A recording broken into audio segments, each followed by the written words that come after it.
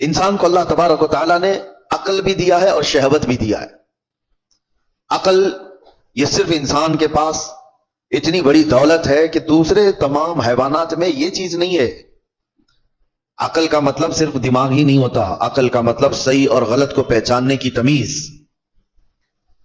اور شہوت جس سے انسان کو برائیوں کی خواہشات ہوتی ہیں. جانوروں میں شہوت رکھی گئی ہے، عقل نہیں. اور فرشتوں میں عقل ہے، شہوت نہیں. اور انسان میں دونوں چیزیں ہیں، عقل بھی ہے، شہوت بھی ہے. اسی لیے فرمایا گیا کہ کوئی انسان اپنی شہوت ہوتے ہوئے بھی، شہوت اس کے پاس ہے پھر بھی بچ رہا ہے، تو وہ فرشتوں سے افضل انسان ہے. اس لیے کہ فرشتے گناہوں سے اس لیے بچے ہیں کہ ان کو شہوت ہی نہیں، گناہ کرنے کی سوچ ہی ان کے پاس نہیں. اور انسان اگر اپنے آپ کو بچاتا ہے تو فرشتوں سے افضل ہے. لیکن ساتھ میں یہ بھی بتایا گیا کہ عقل ہونے کے باوجود انسان برائیوں سے نہیں بچتا تو پھر وہ غلیظ جانوروں سے بھی زیادہ بدتر ہے.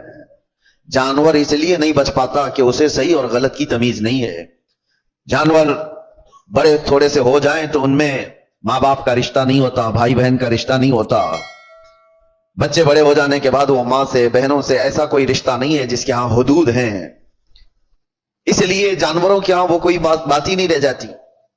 لیکن انسان کو اللہ تعالیٰ نے عقل دیا ہے، تمیز دیا ہے اور حدود بیان کیا ہے. اگر وہ عقل کا استعمال نہ کرتے ہوئے ان بے حیائیوں میں اپنے آپ کو مبتلا کرتا ہے تو جانور سے زیادہ ذلیل ہے. اب ہمیں خود کو معلوم کر لینا چاہیے کہ ہم کون سی کیٹیگری میں آتے ہیں، شہوت کے غلام ہیں یا پھر عقل کا استعمال کر کے گناہوں سے بچنے والے لوگ.